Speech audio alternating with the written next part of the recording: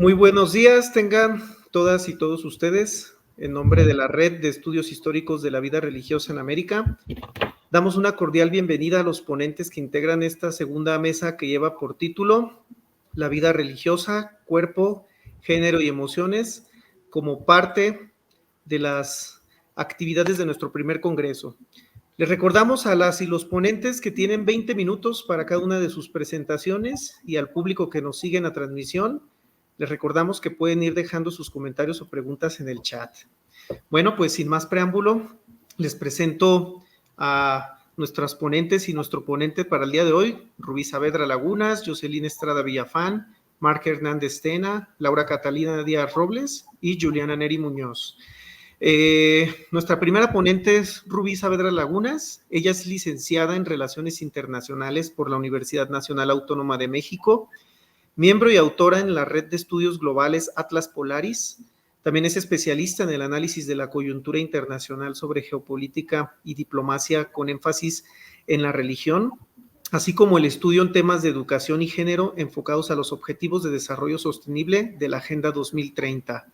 La ponencia que hoy nos comparte lleva como título Religión y Mujer, la importancia del cuerpo femenino dentro de la fe en el siglo XXI. Bueno, pues bienvenida, Rubí, y te cedo la palabra y comparto tu presentación. Hola, buenos días a todos y pues muchas gracias por el espacio, por la oportunidad de diálogo en este día sobre pues este tema, bueno, la oportunidad de exponerles esta ponencia. E igual quedo a que se comparta mi presentación.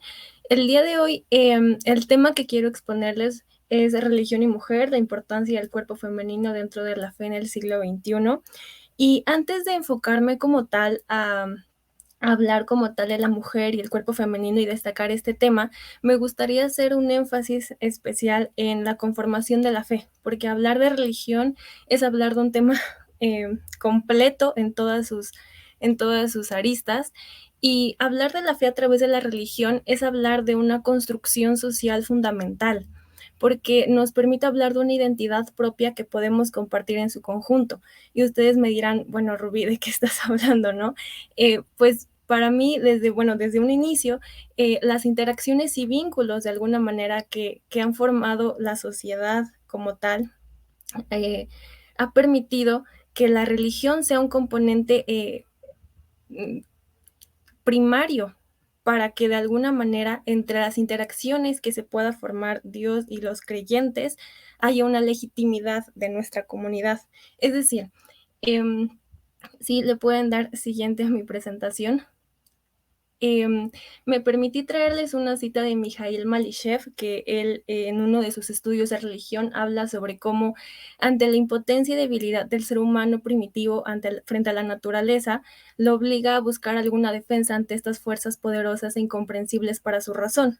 Es decir, que de alguna manera en el entendido de que para que la comunidad haya llegado hasta este punto, se necesitara de alguna manera alguna explicación lógica para nuestro entorno, la fe o la religión nace como una respuesta para explicar nuestro medio, nuestra existencia y nuestro propósito.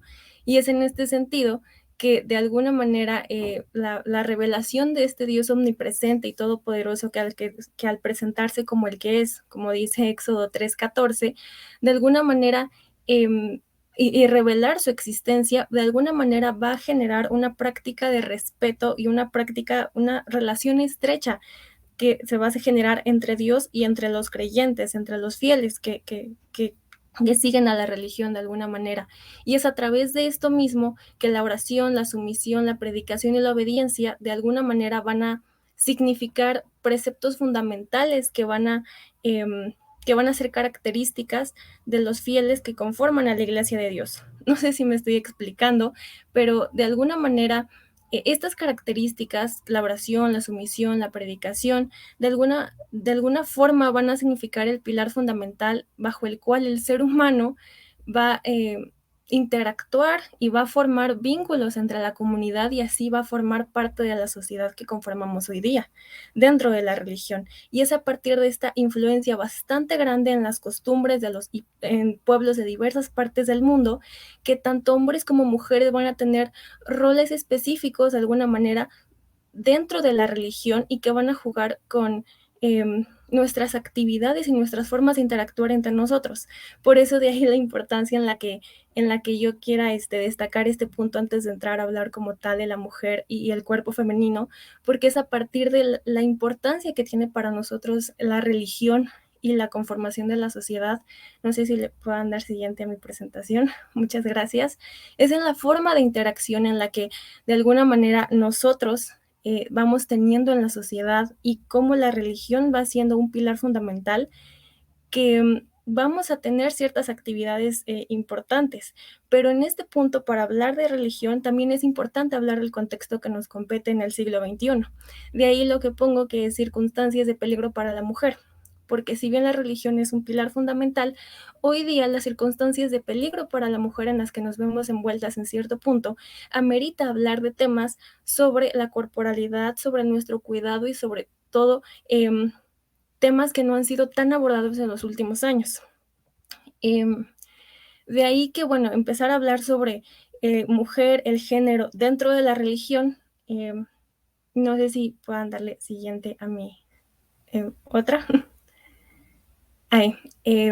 Hablar justamente sobre mujer, el cuerpo femenino y el género es hablar en este punto de actitudes, pensamientos y formas de interactuar específicas que van a determinar el rol protagónico o secundario al cual la mujer se va a ver de alguna manera sometida o expuesta según lo requieran así las condiciones. Es en este sentido que, miren, por ejemplo, características o virtudes como fuerza, independencia, ingenio, van a ser características que en cierto momento han sido atribuidas al hombre, mientras que a la mujer se les ha vinculado de alguna manera con cualidades como el cuidado, la servidumbre o la dedicación al hogar, a la familia. No sé si puedan darle siguiente a mi presentación. Gracias. Igual me permití traerles una cita de Mónica Tarduzzi. Ella en una de sus investigaciones habla sobre cómo las religiones que están orientadas hacia la familia por lo general tienen códigos de conducta y expectativas específicas para cada sexo. Y en este sentido, hay una preferencia por la masculinidad y se considera esencial para el bienestar de la familia. El que los niños sean más bien cuidados que las niñas, tanto física como psicológicamente. Y en este sentido, la familia va a ocupar un lugar tan central que los roles familiares de las mujeres van a ser abrumadoramente importantes. Y ustedes me dirán, bueno, ¿esto qué tiene que ver?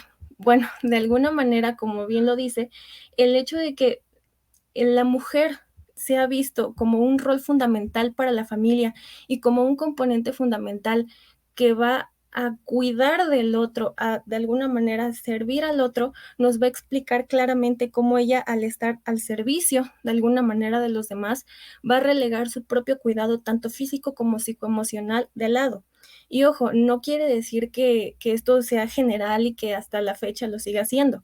Dentro de la religión, a lo largo del tiempo ha habido varias evoluciones acerca de este tipo de pensamientos, pero a lo que voy es que de alguna manera hasta la actualidad ciertos eh, puntos de vista no han sido tan hablados como el cuidado corporal o sobre todo hablar sobre el cuerpo femenino tan abiertamente dentro de la religión y hablar sobre nuestro propio cuidado y sobre nuestra propia integridad.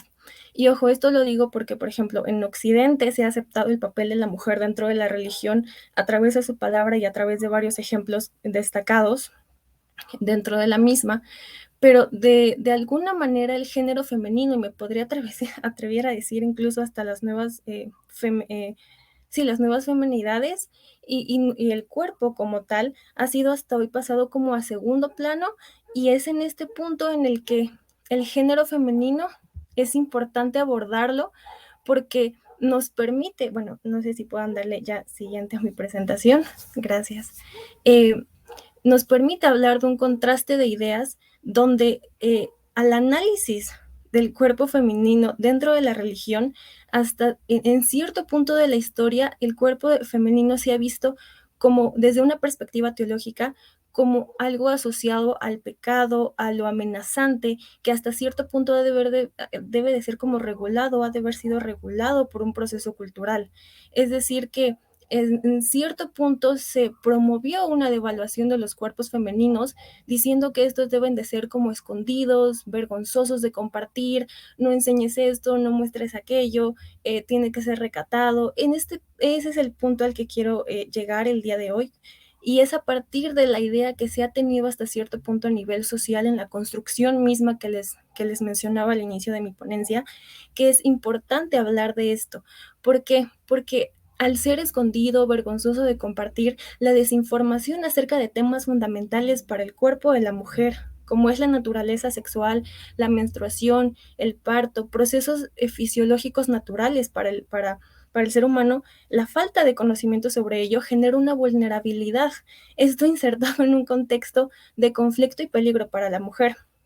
Me permití traerles unas pequeñas cifras. Según la Organización Mundial de la Salud, en 2021, en este año, cerca de 736 millones de mujeres en el mundo sufren algún tipo de violencia física o sexual por parte de un compañero íntimo o desconocido. Y en este sentido, bueno, la crisis global por la que atravesamos de COVID-19 y el confinamiento dentro de nuestras casas ha agravado en cierto punto estas cifras. Y es a partir de ello que, como lo mencionaba hace un momento, eh, los procesos biológicos femeninos en el siglo XXI de alguna manera significan un peligro para las mujeres que estamos expuestas a algún tipo de daño físico o sexual.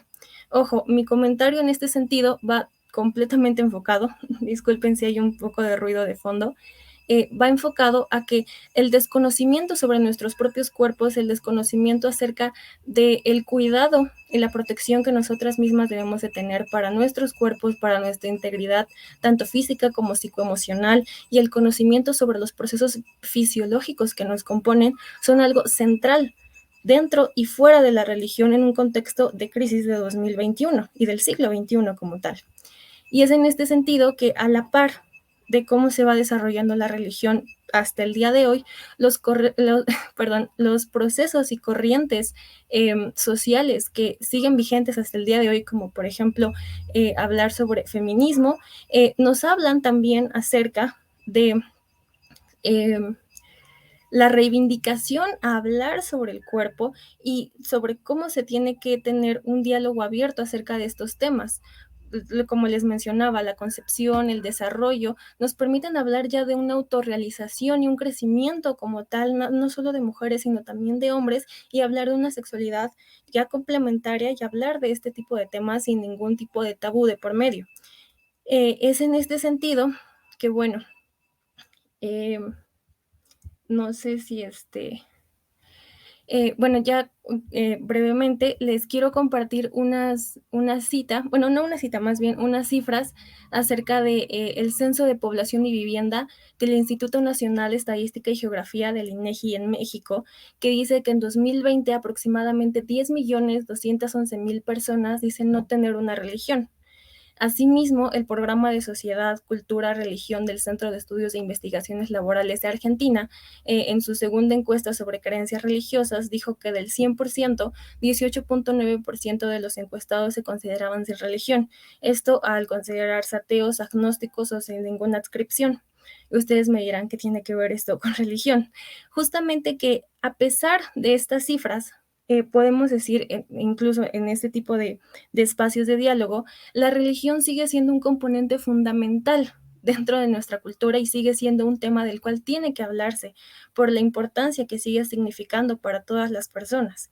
Y es en este sentido que, a pesar de los cambios sociales, de las corrientes, movimientos, de todo lo que pase, la religión hasta la fecha sigue presentándose como una gran influencia a nivel nacional, internacional y, bueno, en este caso para América Latina.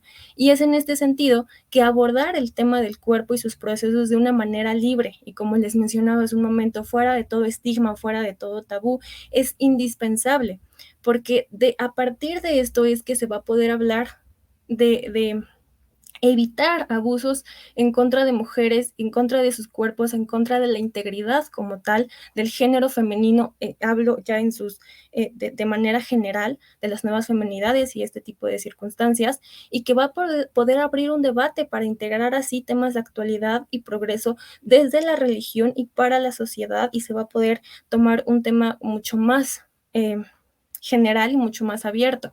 No sé si puedan darle siguiente a mi presentación. Como tal, a mí me gustaría de alguna manera cerrar ya mi presentación compartiéndoles, perdón, una pequeña cita que escribí que dice cómo desde la vida familiar, redes sociales, parejas afectivas y el rol que juega la religión en nuestro contexto, tanto urbano como rural, tiene que vincularse con una educación que se promueva desde la infancia, y esto a su vez incentiva un mayor respeto hacia la mujer y su cuerpo.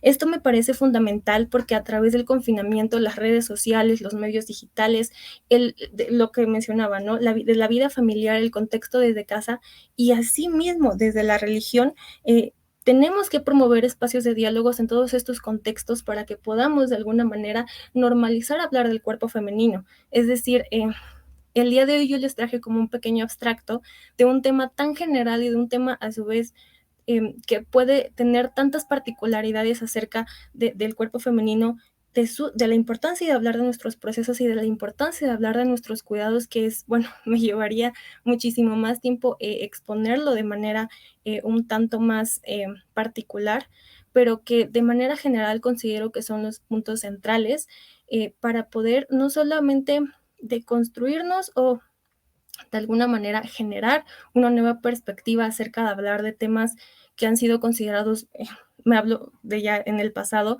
durante mucho tiempo como cierto estigmatizantes, pero que ahora son fundamentales, porque ahora no solamente hablan sobre el cuerpo, sino sobre la integridad misma de la mujer y como tal de la sociedad en su conjunto, hablando de hombres y mujeres y la relación que tenemos pues en nuestra sociedad. Y bueno, me gustaría dejar como hasta aquí mi ponencia, y pues muchas gracias. Muchas gracias, Rubí. Bueno, a continuación vamos a cederle la palabra a Jocelyn Estrada Villafán. Jocelyn Estrada Villafán es licenciada en Ciencias de la Cultura por la Universidad del Claustro de Sor Juana. También tiene una licenciatura en Historia por la Universidad Nacional Autónoma de México, Facultad de Filosofía y Letras.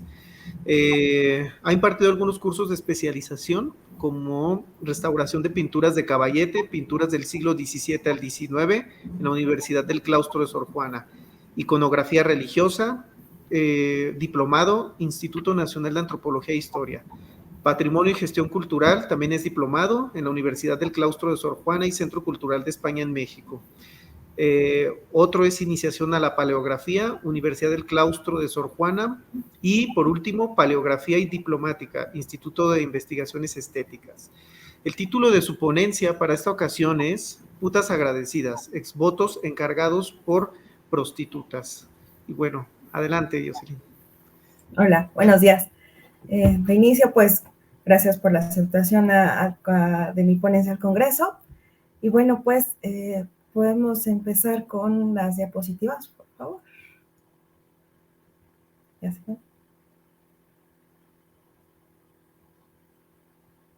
Bueno, como ya lo mencionaron, mi ponencia lleva el nombre Putas Agradecidas, exvotos del siglo XXI encargados por prostitutas. Abro una cita bíblica, empiezo con una cita bíblica de este tema. Y Jesús les dijo, en verdad os digo que los publicanos y las rameras llegan antes que vosotros al reino de Dios, porque vino Juan a vosotros y no creísteis en él, mientras que los publicanos y las rameras sí creyeron. Pero ustedes, aunque vieron todo esto, no cambiaron de actitud. Mateo capítulo 21, versículos 31 y 32. Podemos cambiar de diapositiva. Iniciaré, obviamente, hablando de los exvotos. Bueno, aquí podemos ver un exvoto para tener una idea más o menos de lo que son unos exvotos. El exvoto es una representación artística considerada como cultura popular. Muestra un suceso anecdótico en el que aparece la figura sacra a quien se le atribuye un milagro. Como ven, normalmente se encuentra en la parte superior siempre del exvoto. Es una ofrenda que el fiel dedica a Dios, a la Virgen o a los santos, como agradecimiento por un beneficio obtenido. Este es parte de la religiosidad popular que muestra la relación entre el hombre y las deidades. En el exvoto siempre se verá representado un suceso importante para el creyente. Este es mandado a hacer a un milagrero. Los elementos que contiene son él o los personajes que agradecen a la divinidad. Habitualmente se encuentran dentro del escenario donde ocurrió el milagro. El segundo elemento importante es el santo o la virgen, a la que se le ofrece el exvoto, el retablo. Y por último, que como les digo, se encuentra siempre en la parte superior del retablo. Y por último, se incluye un relato de los hechos. Este va abajo, como lo podemos ver. Este relato casi siempre tiene mala ortografía, pero tiene una elaborada historia que deja ver el sentimiento de agradecimiento hacia la divinidad. La práctica votiva de producir exvotos permanece como un proceso histórico de continuidad que a la fecha no ha cesado. Contiene una carga ideológica en la que se infieren los tipos de comportamiento, estilos de vida y problemas a los que se enfrenta una sociedad determinada. ¿Podemos cambiar de diapositiva, por favor? Ahora el tema que nos incluye sobre putas y cuerpo, perdón. El diccionario define como putas o rameras a mujeres que se entregan al comercio carnal por interés. Puta es un concepto genérico que designa a las mujeres definidas por el erotismo en una cultura que lo ha construido como un tabú. Puta es una categoría de la cultura patriarcal que sataniza este erotismo natural. Marta Lagarde conceptualiza la prostitución dentro de una ideología patriarcal. Se le define a partir de la relación mercantil del cuerpo, pero hay que aclarar que esa relación no siempre es pública, sino que también puede ser privada, y que el cuerpo en esta idea es asimilado como un cuerpo objeto erótico.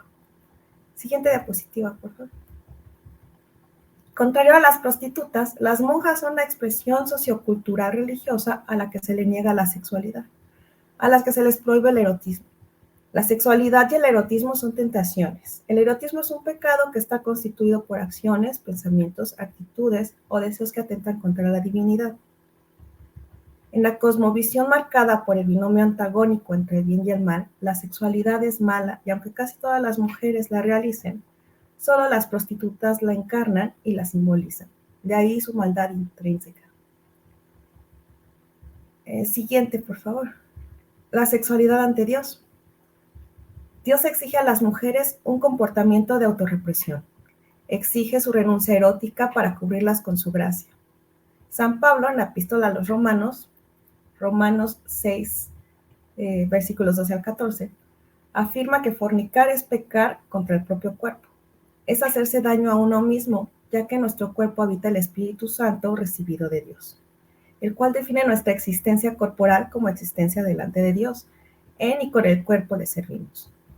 Sin embargo, San Pablo no se preocupa precisamente por el cuerpo de la prostituta ni por el abuso ejercido sobre él, sino en el pecado que el hombre realiza con este acto. Cambio de diapositiva, por favor.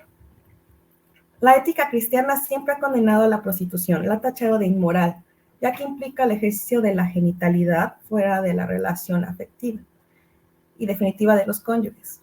También por degradarse satisfacer un desahogo fisiológico a través del sexo, por ser una actividad que implica adulterio, por usar anticonceptivos y por practicar el aborto. Para la moralidad católica, los seres humanos deben reprimir sus deseos eróticos como estereotipo de lo bueno, teniendo como único fin el de la procreación. Solo este es el motivo para que se lleve a cabo un acto sexual. Entonces, al humano, particularmente al hombre, lo vuelve un ser racional si éste sigue sus instintos. Si se deja llevar por la naturaleza, se vuelve un ser irracional alejado de la moral. Siguiente diapositiva. La prostitución es el espacio social, cultural y político de la sexualidad prohibida, explícita y principalmente erótica. Ser prostituta no es desarrollar una actividad o un oficio. Para las prostitutas, la prostitución no es solamente un trabajo, es un modo de vida. Ellas son libres y venden simbólicamente su cuerpo, aunque en realidad no es lo que se compra, sino su energía y su voluntad. El cuerpo de las prostitutas es el espacio del sacrilegio, de la transgresión del tabú. El cuerpo de la prostituta es el espacio material y subjetivo de la realización del pecado. y es el ámbito de la afrenta de los seres humanos a la divinidad. En la cultura católica se institucionaliza como forma subversiva y transgresora, contraria a la buena sexualidad, a la sexualidad cristiana. Siguiente diapositiva, por favor. En la Biblia no se encuentra una norma sobre la sexualidad dirigida a las mujeres como escuchas. En ella la mujer es objeto, recipiente y portadora de la inmundicia y del mal. La moralidad consiste en la protección del hombre frente a la mujer pecadora. Dios prohíbe la relación con ellas ya que es perjudicial. Abro una cita bíblica. De los labios de la adúltera fluye miel. Su lengua es más suave que el aceite, pero al fin resulta más amarga que la hiel y más cortante que una espada de 2 filos. Sus pies descienden hasta la muerte, sus pasos van derecho al sepulcro. Proverbios capítulo 5, versículos 3 al 5. Por otro lado, aunque la prostitución es pecaminosa, las prostitutas no están fuera del alcance del perdón de Dios. En el Antiguo Testamento se relata cómo Dios usó a una prostituta llamada Rahab para promover el cumplimiento de su plan. Como resultado de su obediencia, ella y su familia fueron recompensados y bendecidos. Se encuentra en Josué, capítulo 6, versículos 17 al 25.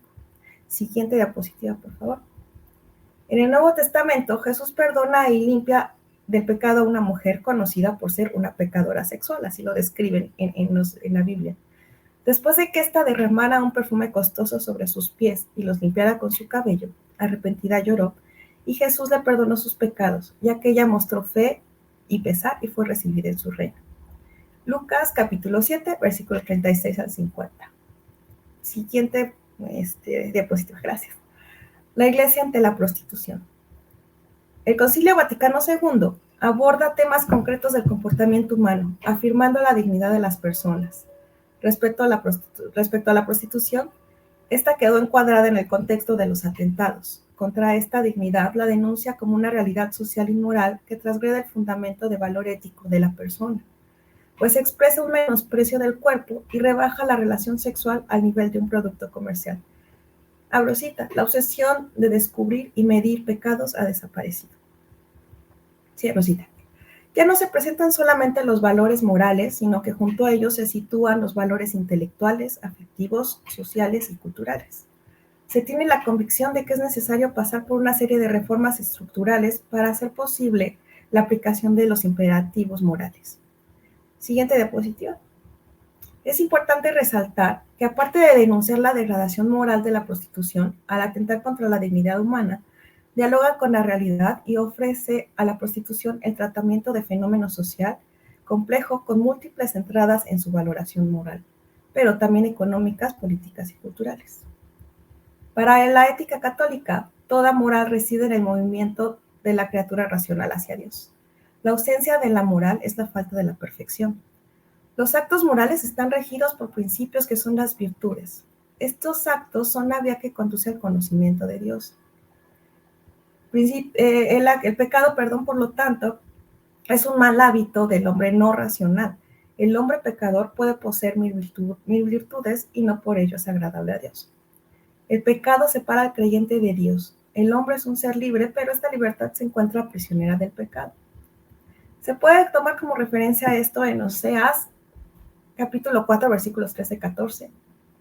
No castigaré a vuestras hijas cuando se prostituyan, ni a vuestras nueras cuando cometan adulterio, porque los hombres mismos se retiran como rameras y ofrecen sacrificios con las rameras del culto pagano.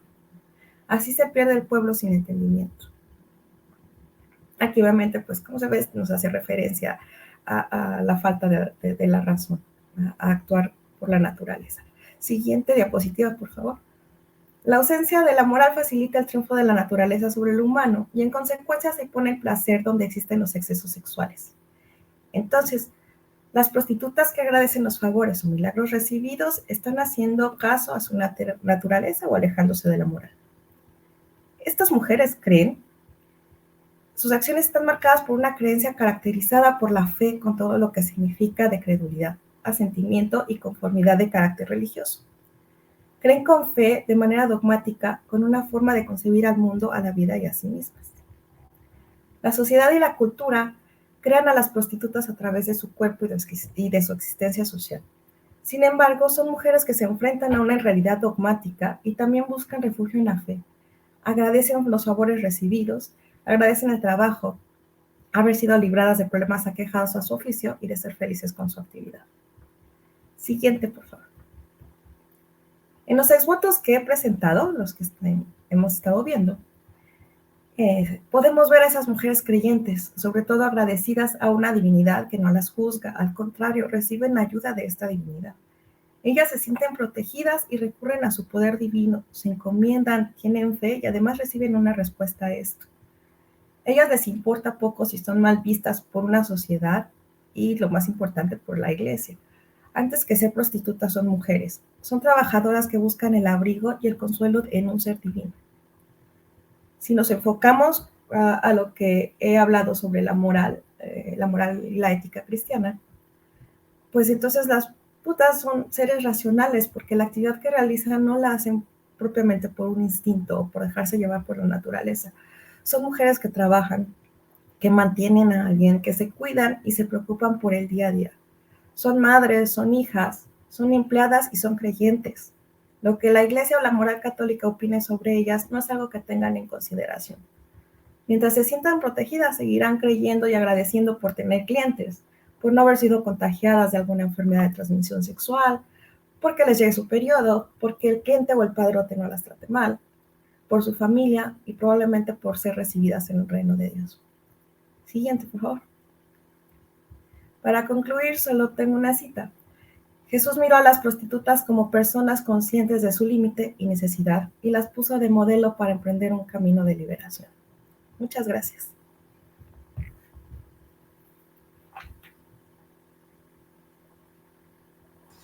Muchas gracias, Jocelyn.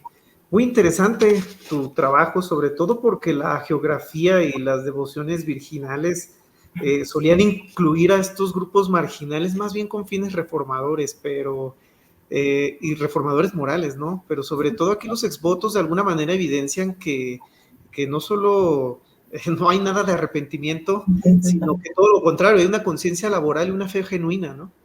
Entonces, excelente. Bueno, muchas gracias, Jocelyn. Les recordamos al público que nos está siguiendo a través de nuestras redes sociales en vivo que pueden dejar comentarios en el chat, tanto de Facebook o en Twitter, y al final los podemos responder. Bueno, pues a continuación vamos a ceder la palabra a Marc Hernández Tena.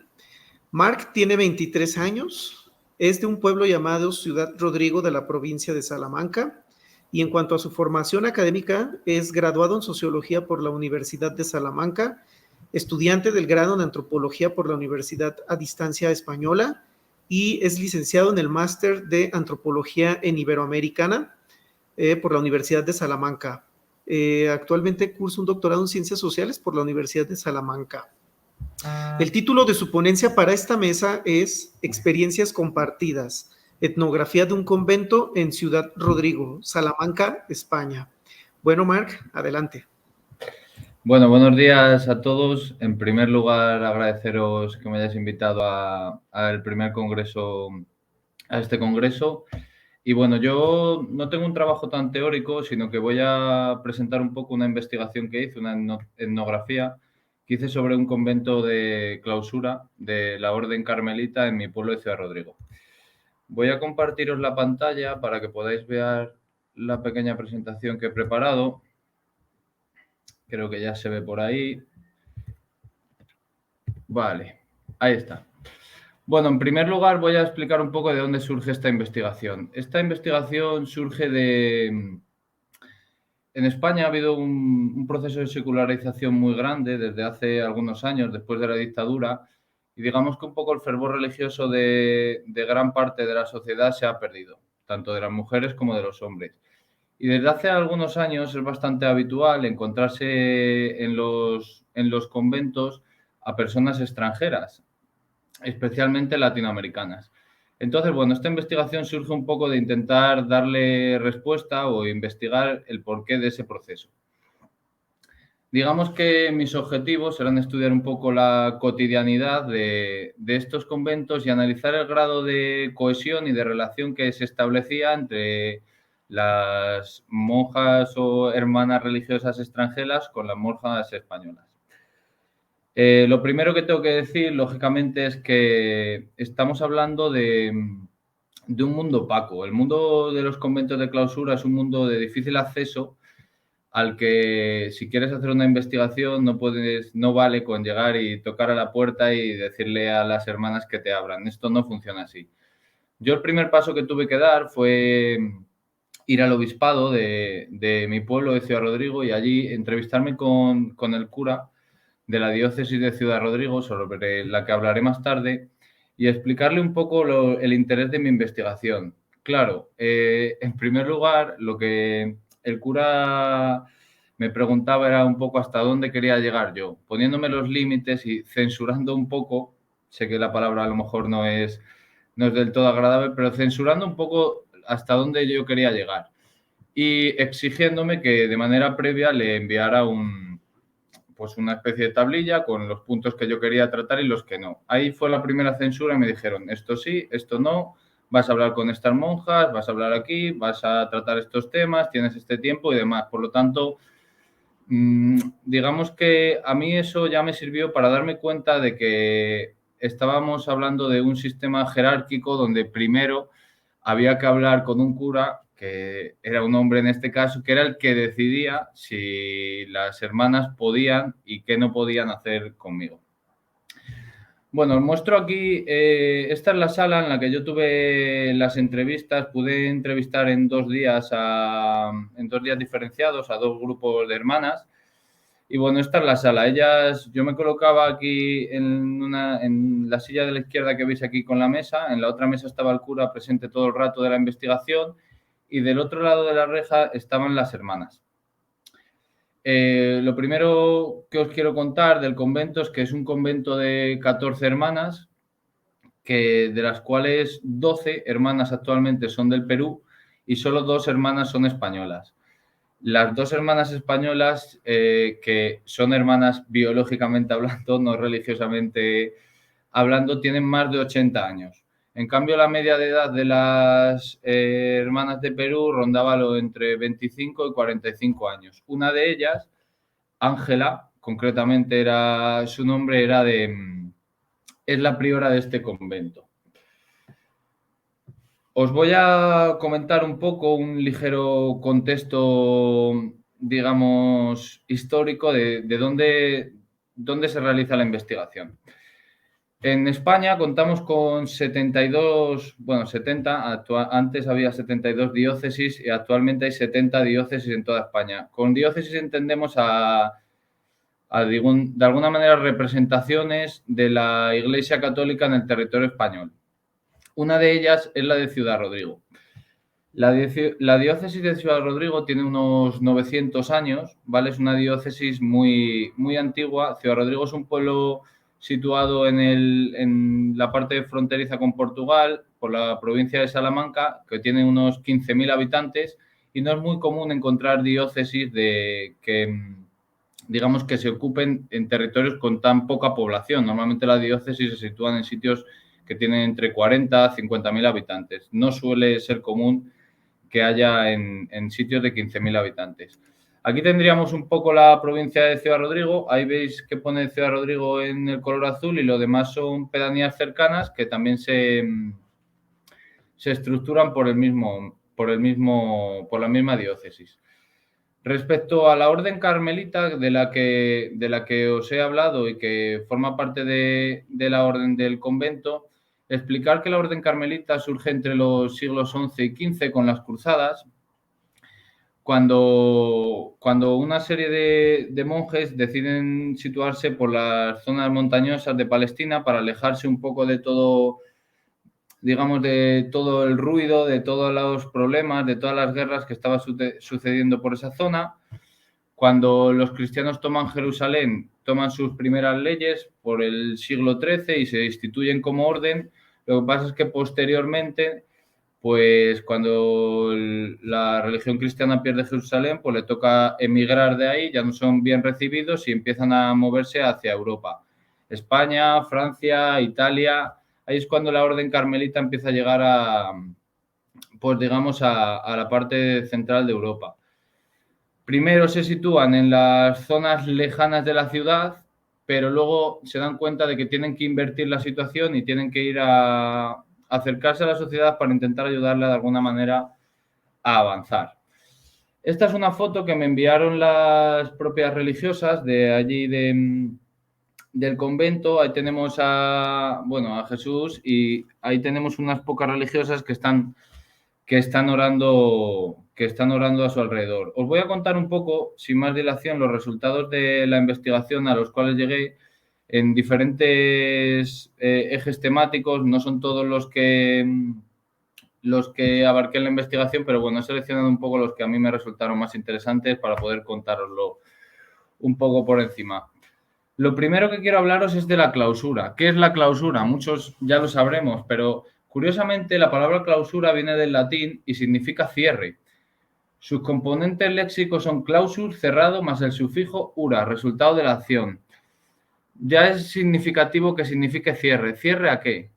Muchos pensamos que la clausura es como un cierre al mundo. Desde lejos percibimos como que estas hermanas abandonan el mundo, se encierran, renuncian a todo, y es difícil de entender a nuestros ojos una decisión tan drástica de encerrarse en un sitio para siempre, de no tener comunicación.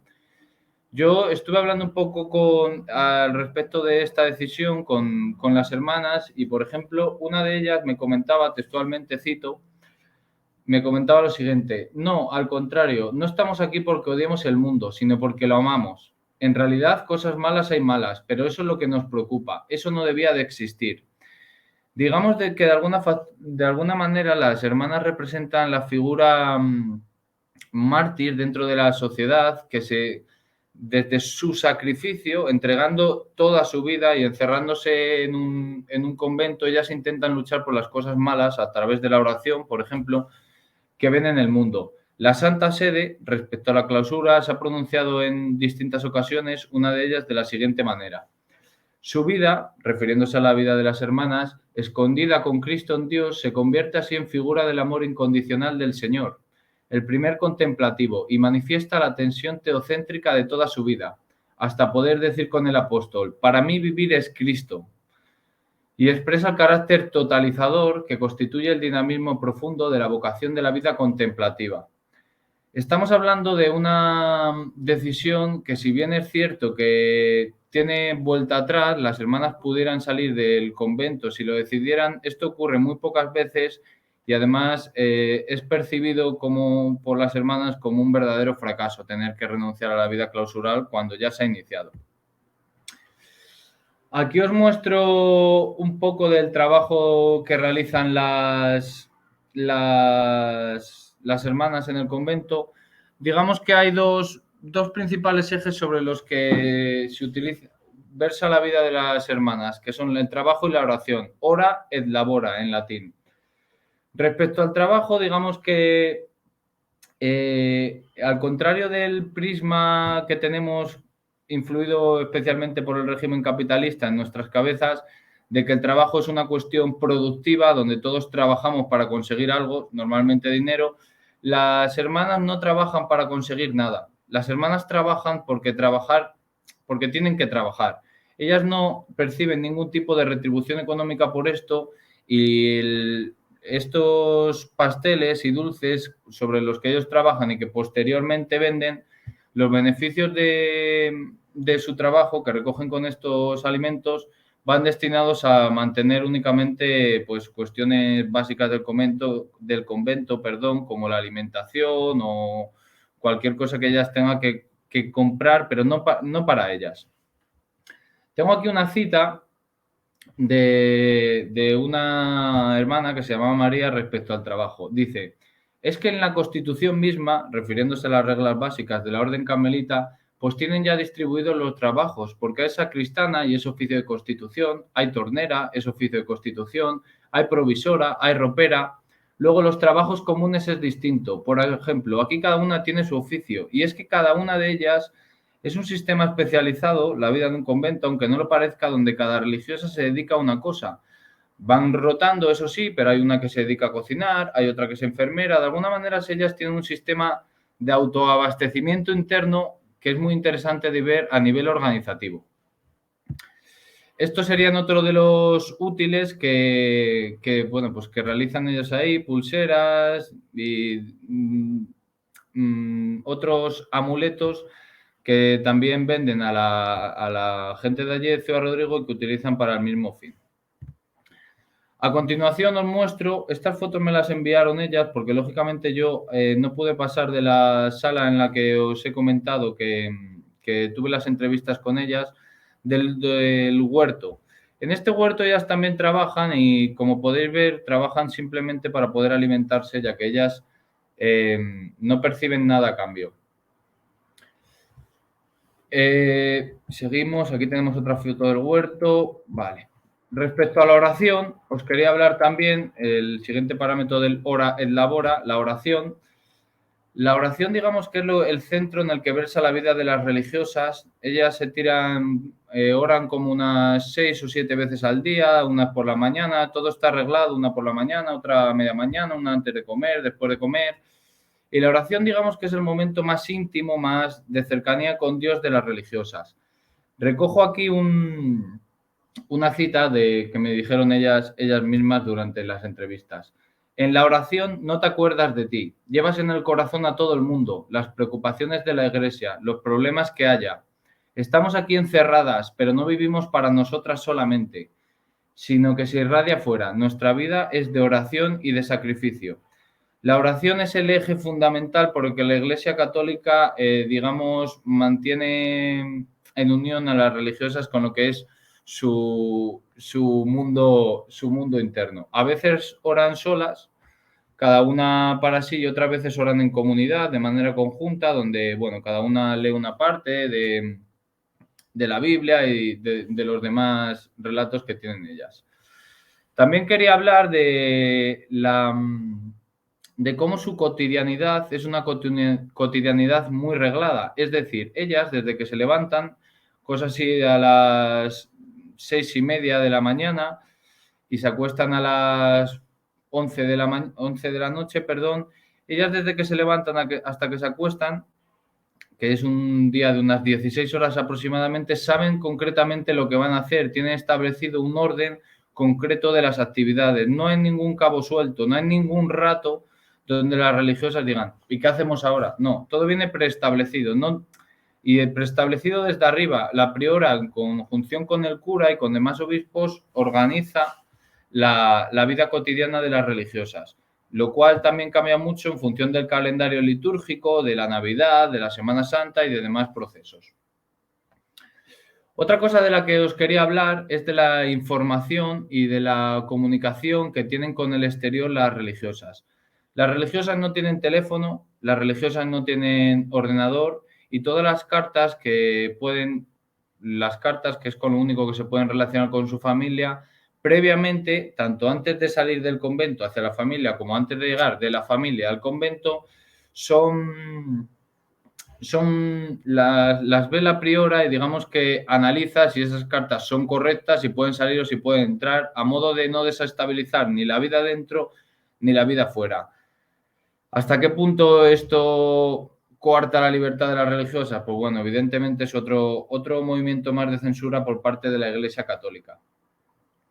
Ahora os quería mostrar la habitación que ellas llaman la celda de las religiosas. Como veis en estas dos imágenes, es una celda muy escueta, cargada de simbolismo religioso.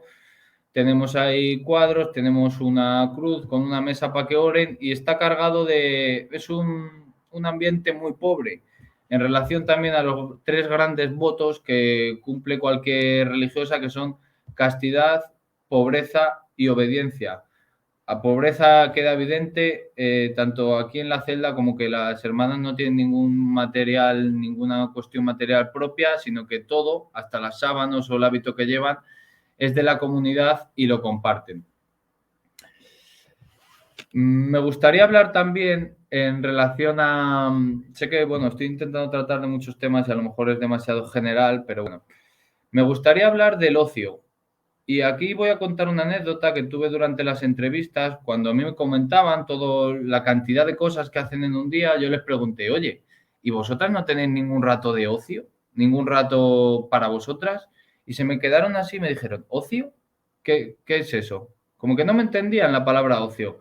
Y es que ellas, digamos que a lo que yo llamo ocio, que es a no tener nada que hacer y poder dedicarte pues a leer o demás, ellas lo llaman recreación. Y la recreación son pequeños espacios a lo largo del día donde únicamente pueden hablar entre ellas y que ellas mismas, como me han comentado, podéis ver que lo utilizan siempre de manera práctica.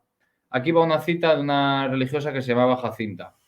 Tenemos tiempo libre para todo, para rezar nuestras oraciones personales cada una, para rezar un santo rosario, para ir a pasear por la huerta, para lavar, para coser, para barrer, para limpiar nuestras oficinas, por ejemplo, ir a la ropería, a la enfermería, a la sacristía, todo eso para realizar tareas. Si os dais cuenta, es curioso que cuando yo me refiero a ocio, ellas lo utilicen para barrer, para coser. Nunca están sin hacer nada o pensando. Yo creo que también es un método para aislarse un poco de pensamientos que no proceden en ese tipo de situaciones. Esta es la última foto que conseguí de las hermanas. Es una foto en la que se muestra a todas ellas. Como podéis ver por los rasgos, se nota que la mayoría son de Perú. De hecho, en esta foto, quitando a la hermana que viene al fondo a la derecha, no hay ninguna más española. Y es que aquí quería llegar a las conclusiones de mi investigación. ¿Cuándo vienen las religiosas de Perú a España? Pues en un momento en el que únicamente quedaban 5 monjas españolas. ¿Cómo funciona esto? Pues según testimonios de la priora del momento, dice, pues eso tiene que ver de nosotras, de las de aquí. Nosotros fuimos las que las pedimos, porque este convento estaba ya, quedaban muy poquitas ya, muy poquitas. Habían fallecido ya muchas hermanas. Si os dais cuenta, dice, nosotros fuimos las que las pedimos. ¿Cómo las que las pedimos? ¿Cómo pides una religiosa? ¿Cómo pides una hamburguesa en una tienda? ¿Cómo pides una religiosa? Y es que, indagando en este sistema, en Latinoamérica hay muchas partes que tienen muchas fundaciones, y así me lo comentaban ellas, donde en base al mayor fervor religioso que hay en España, hay muchas hermanas allí dispuestas, no sé si a ayudar o a contribuir con la misión cristiana. Y es que, por ejemplo, otra de las religiosas del momento comentaba lo siguiente.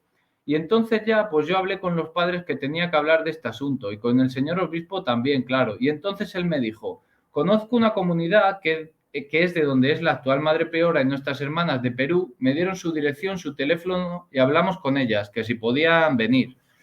Y así fue como las pidieron. De no ser por ellas, dice María, se hubiera cerrado esta comunidad. Digamos que las religiosas de Perú son verdaderamente las salvadoras, tanto de este convento como de muchos más de la zona y de toda España que tienen una situación similar. El propio cura, el cura con el que yo hablé para pedir la investigación, comentaba esto al respecto del acto de las religiosas peruanas de venir a España. Es como cuando las misioneras marchaban a América.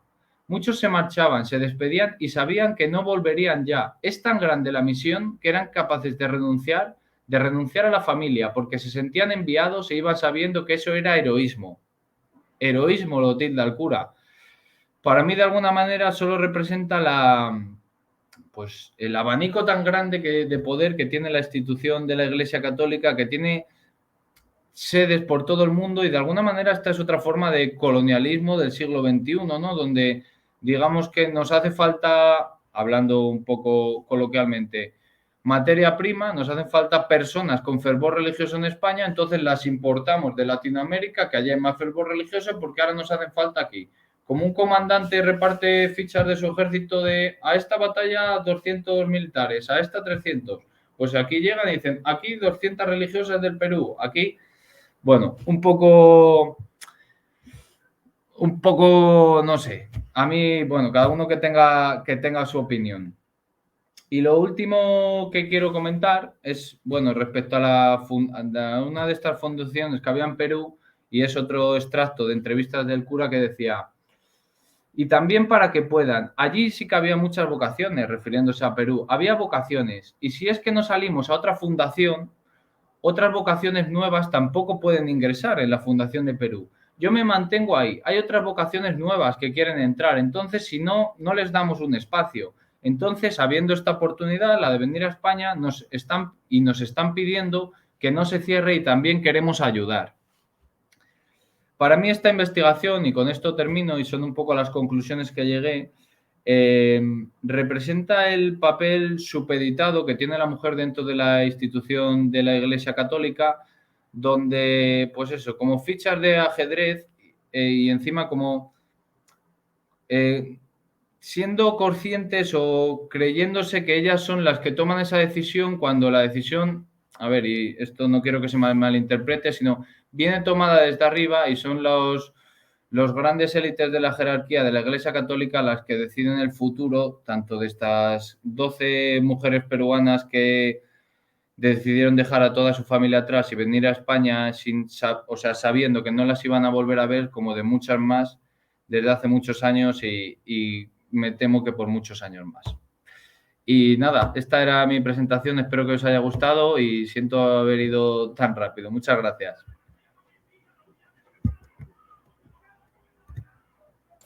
Muchas gracias, Marc. Y gracias también por ajustarte a los tiempos. También a las otras ponentes agradecemos mucho. Gracias. Sí, qué interesante trabajo. Y Marc, espero al final haya espacio para dialogar en esto. Me recuerda mucho también un trabajo que yo realicé sobre una etnografía en una comunidad religiosa. De hecho, ahora mismo estoy hospedado en una comunidad religiosa. Es algo interesante y creo que tiene muchas aristas. En la Ciudad de México. Te habrás sentido identificado con según qué cuestiones que he dicho, ¿verdad? De dificultades y demás. Muchísimo. Todos esos procesos de interacción, o la observación participante y sus límites. Bueno, me llaman mucho la atención algunos aspectos. Espero al final retomarlos. Muchas gracias. Gracias. Bueno, a continuación vamos a ceder la palabra a la doctora Laura Catalina Díaz Robles. La doctora Laura Catalina es doctora en Ciencias Sociales por el Colegio de Michoacán, es profesora e investigadora adscrita al Departamento de Estudios en Educación de la Universidad de Guadalajara. Para su tesis de doctorado buscó en el archivo médicos laborando en hospitales particulares y lo que encontró fueron religiosas. Desde entonces ha publicado diversos artículos con esta temática. En esta ocasión, Katy nos acompaña con una ponencia titulada Experiencias compartidas, etnografía de un convento en Ciudad... esta se pasó. Una disculpa. El título de su ponencia es Religiosas jaliscienses del siglo XX, mujeres de carne y hueso. Bueno, una disculpa. Adelante, Katy. Gracias.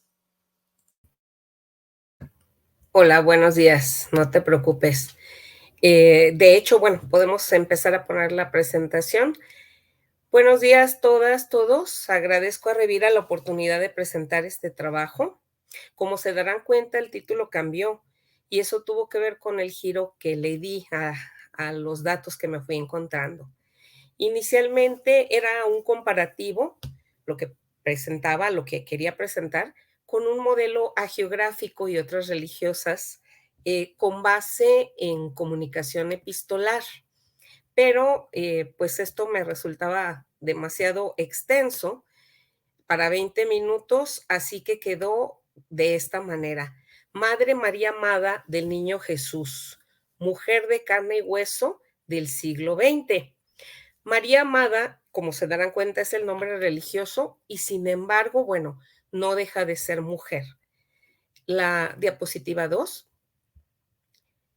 Lo que me propongo en este trabajo es analizar algunos textos cuyo objetivo era normalizar los cuerpos de las religiosas de vida activa que vivieron en Jalisco en la primera mitad del siglo XIX y contrastarlo con la forma en que una de ellas se visualizó a sí misma y la problemática que vivió en la vida cotidiana al interior de su congregación. Se trata de reglamentos diversos, panegíricos, constituciones, manuales, literatura piadosa, elaborados generalmente por varones preocupados por la conducta moral de la mujer y cómo ella misma introyectó esa literatura normativa y moldeó la autopercepción de su propia práctica performativa en la vida conventual, plasmado esto en sus autobiografías y cartas, oficios y otros documentos por el estilo. La siguiente, por favor. Alan Corbin, en Historia del Cuerpo, nos muestra el peso del catolicismo sobre las representaciones y los usos de este como centro del sistema de creencias. La que sigue. Para Michel de Certeau, el sistema religioso se interrelaciona con otros como el político, el económico, el social, según el momento histórico. Todos estos sistemas, añado, atraviesan el cuerpo, por lo que deconstruyendo algunas prácticas corporales performativas y discursivas, podemos atisbar el sentido del conjunto y viceversa. La siguiente. Geneviève Galland señala que hombres de letras y clérigos vieron en la continua vigilancia y la clausura de las mujeres una de las soluciones básicas para el problema de la vagancia femenina y por ende el honor de la mujer.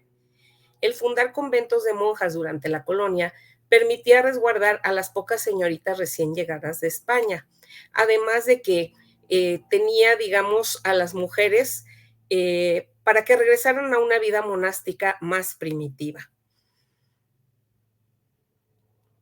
Bien, hay 3 clases de clausura. Bueno, en la diapositiva igual van a ver ustedes lo que es clausura.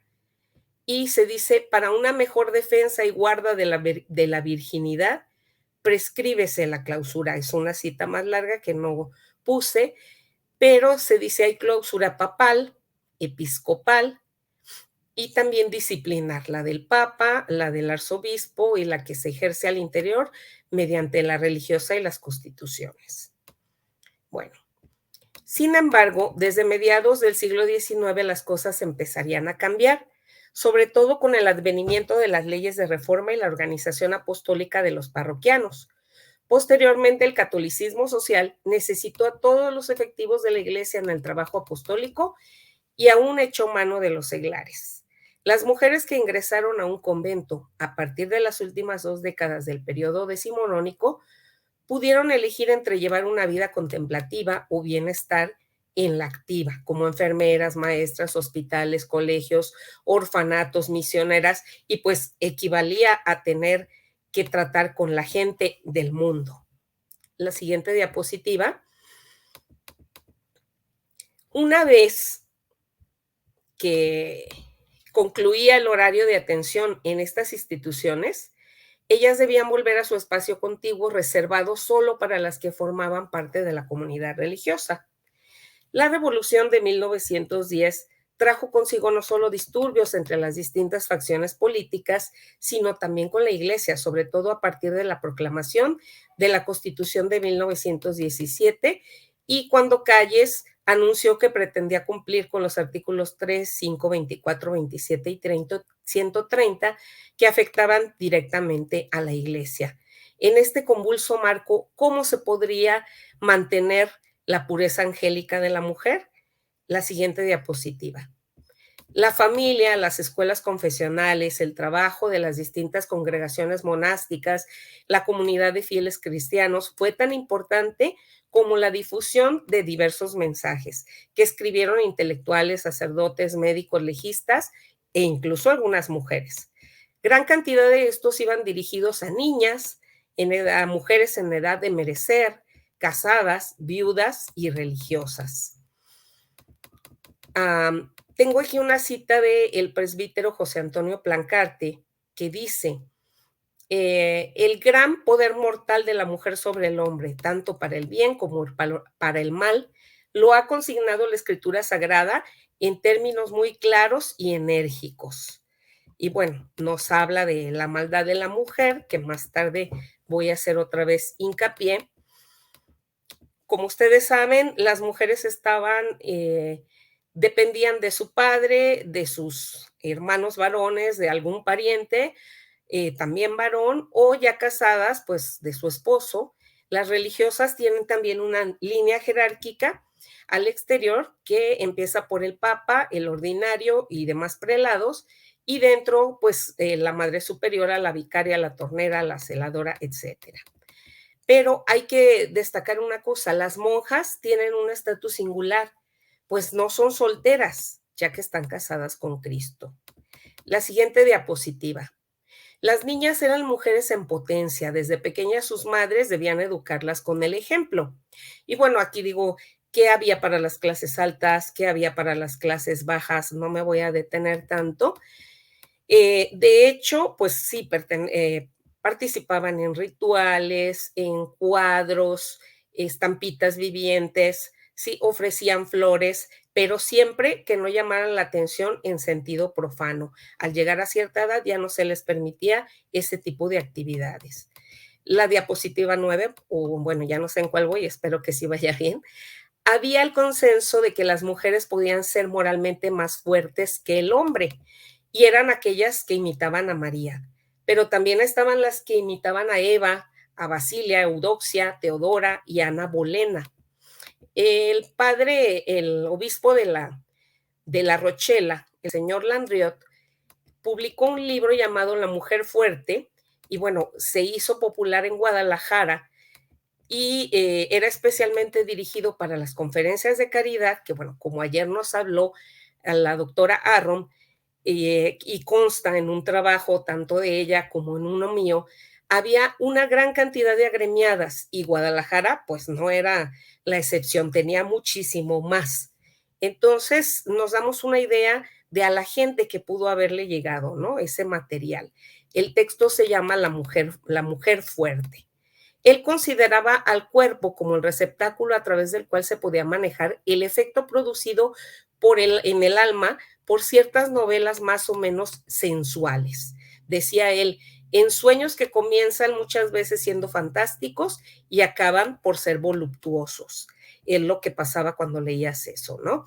Él recomendaba para las clases altas el ejercicio físico, el trabajo de manos, porque dice, ciertas obras, si te la pasas leyendo, parecen estar escritas con pólvora, por lo que no leer extraño que hicieran explosión en las almas ardientes.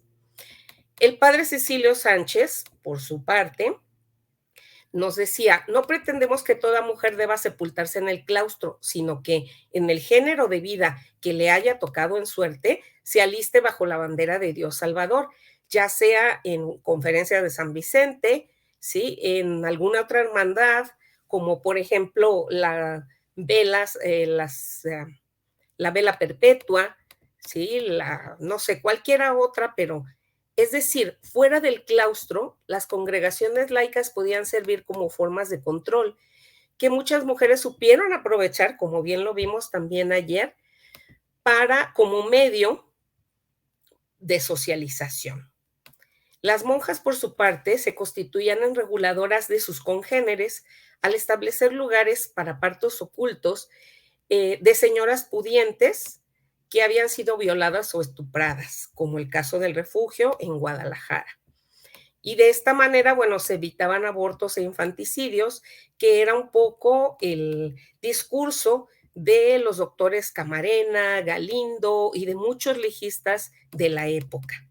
Ahora, a estas directrices que se marcaban en estos textos había que agregar las internas, que estaban plasmadas en la Constitución. Entre estos otros ordenamientos incluía el juramento de los votos de castidad, obediencia y pobreza. Estas reglas normaban la vida cotidiana. Para Asunción Labrín, estas contienen un mensaje simbólico de perfección religiosa expresado como actividades dentro de los claustros. La siguiente diapositiva. Salazar señala que no obstante la insistencia de moldear mujeres, las que habitaban el convento no eran seres celestiales. Su corporeidad y los actos de libertad eran el mayor riesgo ante las expectativas de una vida de perfección. María Regina Sánchez Muñoz, cuyo nombre en religión cambió a María Amada del Niño Jesús y es nuestro sujeta, es una de entre muchas religiosas que escribieron su autobiografía en el siglo XX, a pedido de su confesor, el padre Lázaro Valadez, aunque mostrando cierta renuencia, como lo hacían las religiosas novohispanas, ¿verdad?, de seguir este mandato, y que ha sido difundida en internet, esa autobiografía, pues se está promoviendo su proceso de canonización. Actualmente se encuentra en la categoría de sierva del Señor. Sus relatos nos permiten analizar la forma en que ella introyectó los diversos discursos a los que hemos estado haciendo mención. María Amada del Niño Jesús nació en 1895 en Guadalajara, Jalisco, en la Capilla de Jesús. Pongo ahí quiénes eran sus padres, algo de su formación. Su padre fue esencial en la formación religiosa, pues un tiempo se desempeñó como sacristán de la parroquia de Jesús. En 1913 ingresó a la comunidad del Verbo Encarnado en Mascota, pues había estudiado en una normal católica. En su congregación tuvo muchos problemas con sus superiores y hermanas en religión.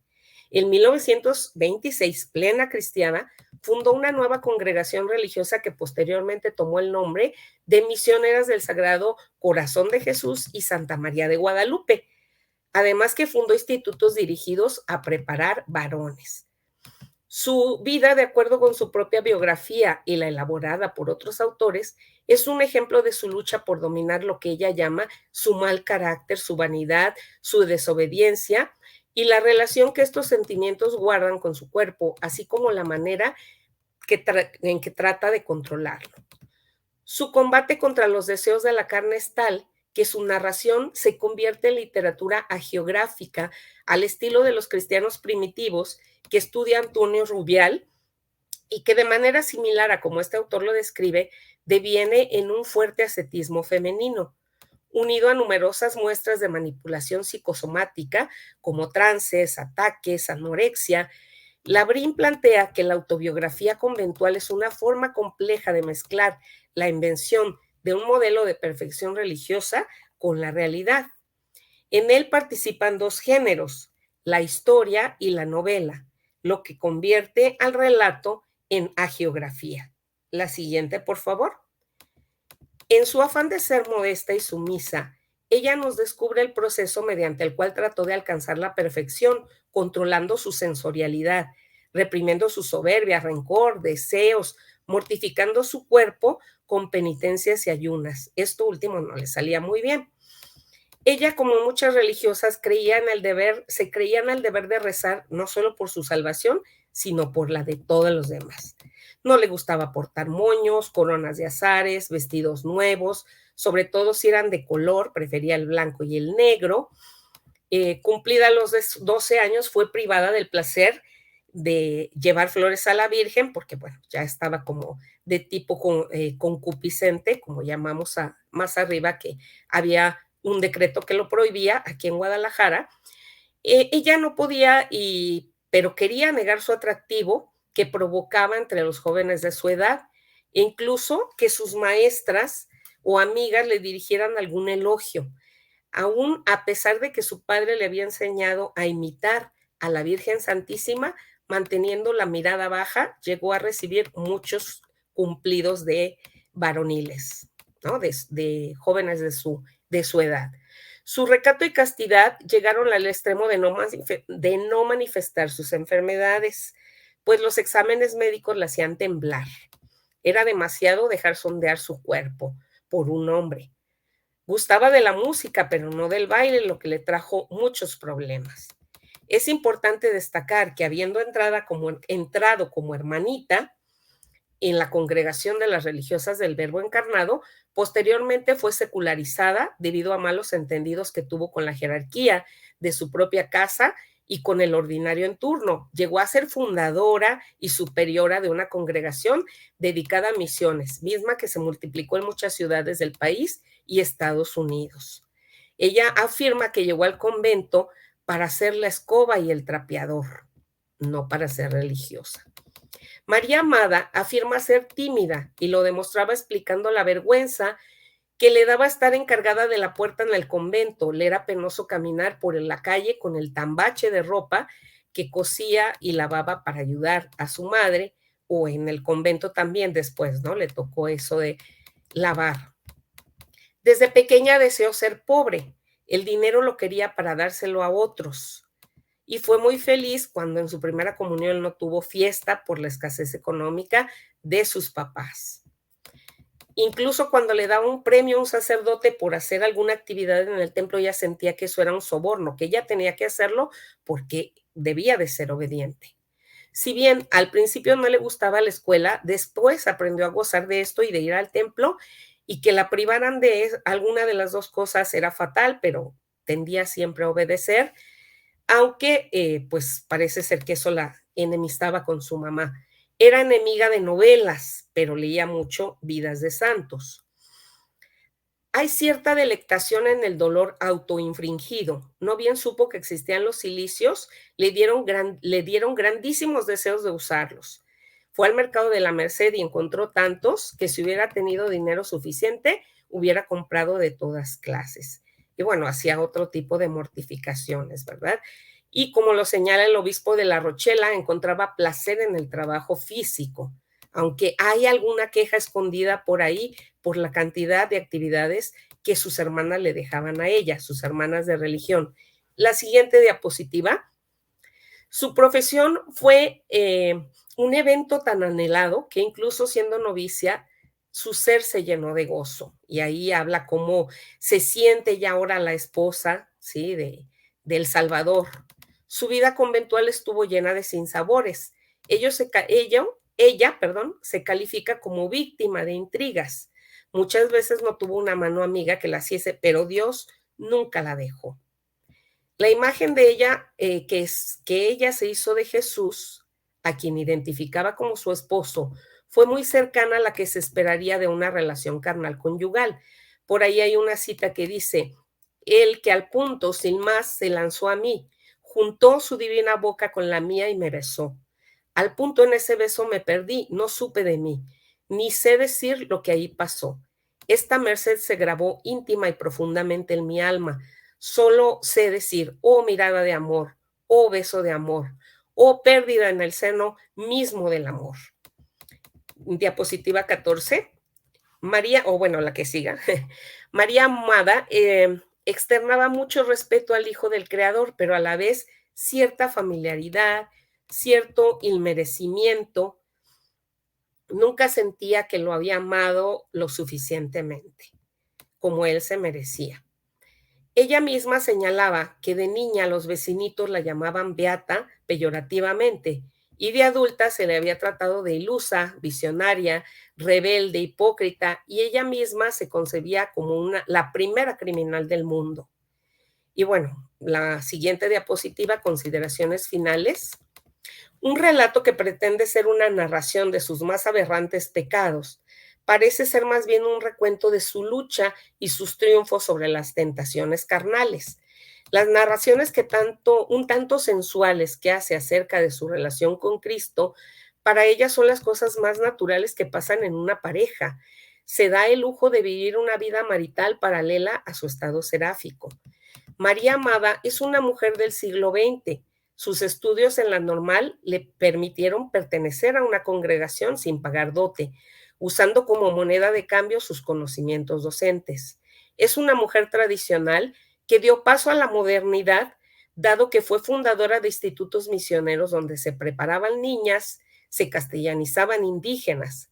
No pudo ser sacerdote como ella quería, y no monja, pero se constituyó en pilar importante en creación de escuelas para ellos. Siendo muy pobre y habiendo pasado muchas privaciones, tuvo la oportunidad que no tuvieron mujeres laicas de su tiempo: viajar, ser la directora de una congregación de corte monumental que incluso se aventuró a la reconquista espiritual de algunas ciudades de Estados Unidos, sobre todo durante la primera y la segunda cristiada. La última diapositiva. Muchas gracias.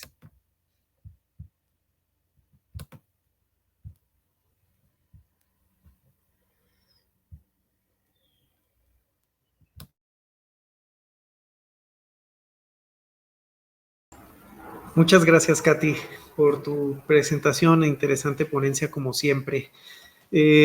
Sobre todo una frase que me gustaría resaltar ahorita para los fines del Congreso de María Amada, cuando señalabas que ella quería ser la escoba y el trapeador. Creo que redunda directamente en la temática de este Congreso en cuanto a este relato, este pasaje bíblico en el que las hermanas María y Marta realizan funciones distintas, ¿no? Y una más en conexión con el mundo, que es Marta. Por ello que el tema de este Congreso sea el turno de Marta, el momento de Marta. Entonces, genial, creo que es un punto que aterriza directo. Pues bueno, muchas gracias. Ahora pasamos a la última ponencia que queda a cargo de Juliana Neri Muñoz y compartirles que Juliana es doctora y maestra en Ciencias de la Religión por la Pontificia Universidad Católica de Sao Paulo y es licenciada en Ciencias Sociales por la Universidad Estadual Paulista. La ponencia que nos presentará Juliana tiene como título Azul en hábitos y sotanas, el surgimiento de los hermanos azules y las cuestiones de género. Bueno, Juliana, presento tus diapositivas y te cedo la palabra. Bienvenida, gracias. Sí, gracias. Buenos días. Pido desculpas pelo portuñol.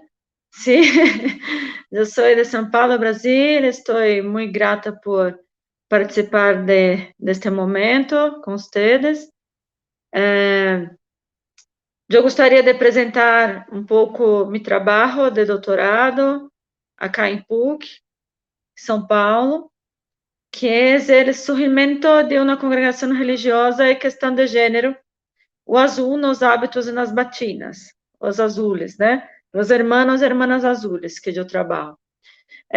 Meu objeto de pesquisa é o surgimento de um grupo masculino dentro da congregação religiosa a partir de um feminino. Então, que descende da congregação da Imaculada Conceição de Castres, as Hermanas Azules, que nasceram em 1836 na França, em Castres. É um fenômeno inusitado, diferente, porque é um grupo religioso masculino que surge de um feminino, eles que querem ser como eles, sim? Seguindo. Buscamos, então, como objetivo, né, compreender como se deu esse surgimento dos Hermanos Azules, de que forma eles conceberam um novo grupo a partir das hermanas, e como vamos estudar este grupo a partir do fenômeno das relações de gênero, para compreender as relações de poder estabelecidas. Então, relações de poder, relações de gênero estabelecidas entre os hermanos e as hermanas, sim? Pode? Então, por que após tantos anos de surgimento do ramo feminino, surge um ramo masculino? Como esta novidade foi vista pelas hermanas e como as relações de gênero funcionaram nesse contexto? Como se configuraram as relações de poder dentro da congregação, observando a questão de gênero. Então, nos perguntamos sobre como este grupo surgiu, por que surgiu, como essa novidade foi vista por elas, se a presença masculina, corpo masculino presente num grupo feminino, como isso ocorreu, sim, como isso se deu para eles. Pode seguir. Esse processo utilizado é um processo metodológico que se deu pelo uso de entrevistas com questões estabelecidas pela pesquisadora, preservando a identidade dos entrevistados e entrevistadas, ampliando a possibilidade deles trazerem outras coisas, outros elementos, caso fosse necessário, caso quisessem. Com elas, as entrevistas foram espaçadas entre 2019 e 2021. Com eles, no ano de 2019, em visita a Bolívia, em Santa Cruz, na Bolívia, onde estão os hermanos. Então, as entrevistas, por conta da pandemia, a conversa via WhatsApp, Facebook, outros. Pode seguir. A primeira impressão que este fenômeno trouxe foi de que, por eles quererem ser como eles, havia uma inversão de poder na dinâmica da congregação, uma inversão de poder, alterando as relações de dominação e poder masculino sobre elas, sobre as hermanas. Então, aparentemente, haveria uma inversão de poder, né, aparentemente, numa primeira impressão. Então, primeiro buscamos entender um pouco, dentro do trabalho, entender o histórico da congregação de las hermanas, sim, e as relações de gênero presentes nos registros de las hermanas, tem histórias muito interessantes, tem questões muito presentes acerca da formação delas, primeira formação, fundação, e a fundadora Emilie de Villeneuve, as relações com seus compadres, com bispos, com aqueles que lhe davam conselhos, né? Então, foi necessário trazer um pouco a história delas, um pouco sobre o grupo feminino, as táticas, estratégias, dinamismo do grupo feminino, até chegar à presença de um grupo masculino interessado nisso. Então, porque os hermanos incutiram nela sua base, seu carisma, né? Então, o posterior gestar dos hermanos se baseou nessa trajetória histórica de las hermanas azules também. Se estamos falando, então, aqui de uma história de las hermanas que se inicia na França, depois se espalha por países da África, e depois América Latina, Brasil, Argentina, Bolívia, Paraguai, ¿sí? ¿Puede? Entonces, tiene un mapa de presencia de las hermanas en América Latina, en África, também na Ásia, ali, né, Burkina Faso foi o último país aí que estiveram, sim. Do lado tem uma foto da chegada das hermanas em Brasil, Mato Grosso, em 1904, quando elas chegam aí, aquele ex-bispo, o bispo de Amor, que é os que recebeu, que as recebeu aí nesse primeiro momento, nesse desafio das viagens de missão para cá, pode seguir. Num segundo momento, depois de contar um pouco sobre todas as histórias, a presença delas e a atuação, a importância da atuação delas na educação, na presença também na área social. Falamos dos hermanos, porque falamos um pouco delas no Paraguai, falamos delas na Argentina, e também a atuação delas, para quê? Para entender o surgimento dos dois hermanos, porque um deles é argentino e um deles é paraguaio. Então, a novidade da pesquisa vem aí, quem são os hermanos azules. Hicimos uma retrospectiva e os interesses de cada irmão e participar, cada um em seu país, em seu primeiro momento, depois cada um falando com as irmãs, hablando com as irmãs, puderam se encontrar. Então, depois deste encontro de los hermanos, eles poderem ver esse surgimento de um outro grupo, ver a possibilidade de estarem com eles, sim?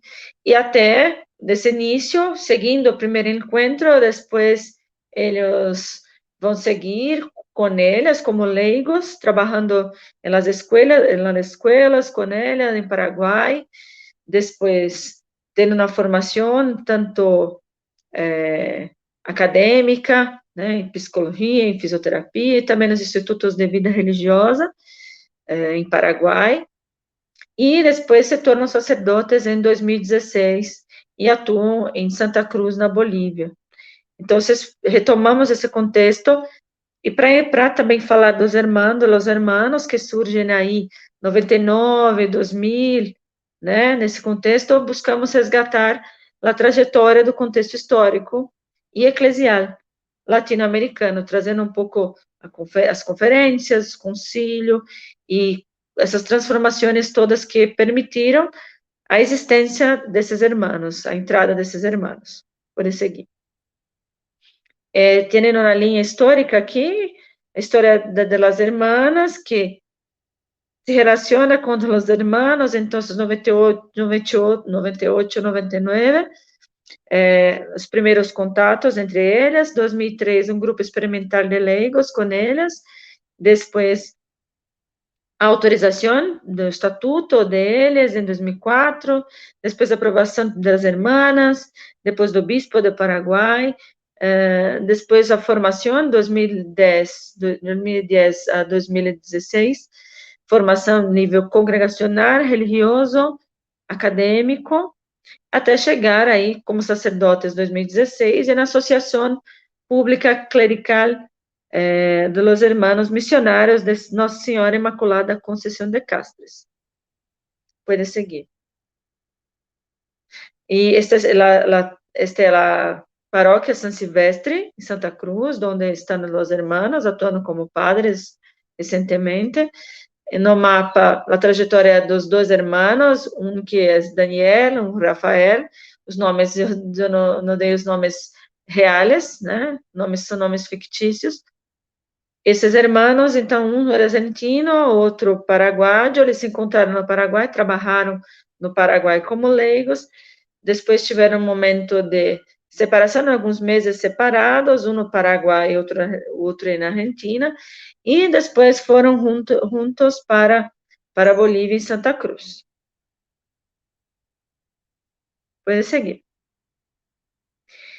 Depois, para entender esta presença do irmão junto com as irmãs, trabalhamos um pouco sobre a formação religiosa, né? O processo de formação, como eles foram formados com eles, estiveram com eles e foram formados com eles. A construção de uma irmã e de um irmão azul. Então, buscamos compreender como essa formação funcionou para eles e para elas, como um desafio para eles adaptar a formação para homens, e porque teoricamente eles não formam homens, elas não podem formar homens.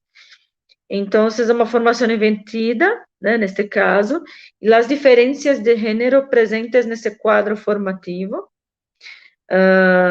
Utilizamos, então, os documentos como os itinerários formativos, os conteúdos, critérios, metodologia da vida religiosa, o documento de base de formação que é usado, as atas de fundação de los hermanos, que contam um pouco como foram as relações com as irmãs nos primeiros momentos em Bolívia, e o que faziam, o que estudavam. Então, para perceber um pouco como essa formação foi ocorrendo, e o grande desafio das irmãs foi adaptar algumas coisas nos primeiros anos. É claro que boa parte dessa formação foi realizada pelos institutos de vida religiosa, sim? E eu continuo, pode seguir. E num outro momento, depois de observar a história das irmãs imbricadas, a história dos irmãos e todo o processo formativo e de vida religiosa deles e delas, percebemos que a questão de poder e de gênero é muito importante ser observada. Então, buscamos compreender como as relações de poder e de gênero se deram no contexto do surgimento dos irmãos e como alteraram a dinâmica da congregação. Falamos um pouco do que é poder, principalmente através de autores clássicos da sociologia, ciências sociais como Bourdieu, como Weber, como Otto Maduro. Trabalhamos o conceito de gênero, importante para entender, e as questões que envolvem gênero e poder, como Michel Perrault, Judith Butler, John Scott, Maria José Rosado, brasileira. E as articulações de poder e gênero, no caso da pesquisa. Então, se houve uma inversão de poder, neste caso, ou se foi uma inovação adaptativa, se inovaram, se houve uma novidade que se adaptou às regras que já existiam, se adaptaram à tradição. Essa experiência inovou ou reafirmou a tradição? Essa discussão. Então, pensando nisso, entendemos que houveram etapas deste grupo. Então, os irmãos, primeiramente, tiveram na fase de encantamento por las hermanas, um carisma, querendo ser como elas. Uma segunda fase de formação e vivência com eles, como leigos, em que realizaram aí seus cursos nas áreas de fisioterapia e psicologia. Em terceiro momento, ordenação, atuação como sacerdotes. As relações com as irmãs, ao longo do tempo, vão se alterando, vão se modificando, com autonomia, com eles se tornando sacerdotes, eles têm autonomia, e as relações foram ficando mais afrouxadas, ficaram mais afastadas, e eles se adaptaram às realidades locais, à cultura local de Bolívia, sim, porém com momentos formativos de interação, em alguns momentos de interação com as irmãs, como alguns postulantes que têm medicina alternativa com elas ainda, e os encontros informais, como comemorações simples, encontros pessoais, informais, sim? Pode seguir. Então, alguns aspectos que podem ter impulsionado o surgimento dos Hermanos Azules e ter causado algumas mudanças na vida religiosa das irmãs. Sim? As mudanças que antecederam o aparecimento deles também foram importantes. Algumas mudanças como a organização interna da congregação e os interesses da congregação, que buscou aí ampliar e trazer mais união das casas de formação entre Bolívia, Argentina, Paraguai, Brasil. Também a revisão da Constituição da congregação, a DBF, Diretório de Base de Formação, com orientação para leigos e leigas, ampliando a participação de leigos e leigas, o contexto eclesial também influente nas mudanças da congregação, Concílio Vaticano, as reformas, que consideram o leigo, o laicato, como sujeito participante desses processos modernizadores, o incentivo para a entrada de novos jovens, e enfrentamento da crise vocacional, então, a necessidade de mais pessoas, de mais vocações, também favoreceu o aparecimento dos hermanos, a falta de padres em algumas regiões, a atuação em áreas periféricas mais pobres, a profissionalização das freiras, também atualizações nesse sentido, permitiram que surgissem situações diferentes como essa. Pode seguir. E, então, algumas tensões de gênero ocorreram, tensões, eles não poderiam continuar na forma que estavam, então,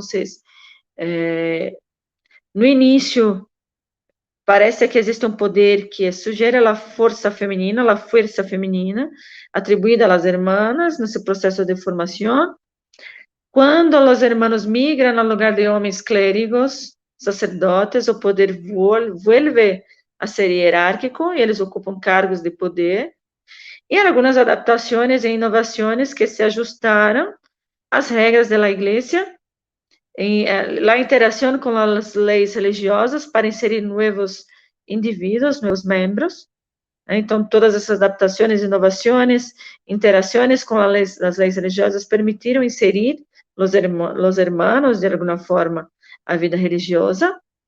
Pode seguir. As hermanas abriram possibilidades para novas relações, construíram algo novo, criando situações diferenciadas, mostrando que a tradição tem movimento também, movimento onde se recria aí, se tem contextos diferentes. A dominação não integral das irmãs, as irmãs não tiveram uma dominação integral sobre os irmãos, somente quando nas solicitações, autorizações, deram permissão para que eles pudessem realizar suas atividades, estar com eles. Então, houve uma dominação legal, em alguns momentos, poucos, além de uma dominação carismática inicial, né, em que eles queriam ser como eles, mas não integral, não uma dominação integral. Inovação adaptativa. Então, houve inovação, adaptação, uma inovação, mas que se adaptou às regras. E apesar delas serem protagonistas, né, de uma formação, de estarem à frente, acompanhando, revisando suas práticas, ainda não protagonizaram uma produção teológica. não protagonizaram aí o processo formativo e não tiveram uma distribuição de poder igualitária. Então, nós observamos que o catolicismo ainda é muito complexo, né? A realidade das congregações religiosas é muito complexa e ainda desigual no sentido de atribuição de papéis femininos e masculinos dentro da igreja. ¿Tiene mais um slide? Não, né? Sim, não. Então, creio que eu resumi um pouquinho essa história toda de dos hermanos. Espero que tenham compreendido, apesar do portunhol e das participações e dos problemas aí de linguagem, pero espero que tenham entendido, que tenham gostado. Gracias. Muchas gracias, Juliana. Ciertamente un proyecto muy innovador, ¿no? Metodológicamente y temáticamente. Sobre todo estos aspectos que se creían inexistentes durante todo el siglo XX, estaban prohibidas por el Vaticano, las fundaciones mixtas, pero vemos cómo también todas estas crisis de vocación y fenómenos emergentes en la segunda mitad del siglo XX, las directrices conciliares después del Vaticano II, permiten estos fenómenos a la inversa, ¿no? Como una congregación de hombres surge a partir de una femenina. Ciertamente interesantísimo. Pues bueno, muchas gracias a todos los ponentes, han sido maravillosas todas, creo que trabajos definitivamente de muchísima calidad. Invitamos al público a que realice preguntas a través del chat, vamos a leer algunos de los comentarios y luego pasamos a las réplicas por parte de los ponentes, y las ponentes y el ponente. Bueno, pues vemos aquí que saludan Blanca Puig, saluda de buenos días. Bueno, para Marc hacen un comentario, no me aparece el nombre, pero señalan que se identifican con tu trabajo, Marc, y que también realizará un trabajo etnográfico, pero es en un convento de religiosas de vida activa, justo algo así como lo que señalábamos. No sé si quieras ir comentando y ahorita vamos integrando más comentarios y preguntas en lo que puedas ir interviniendo. Marc, ¿te parece bien? Sí.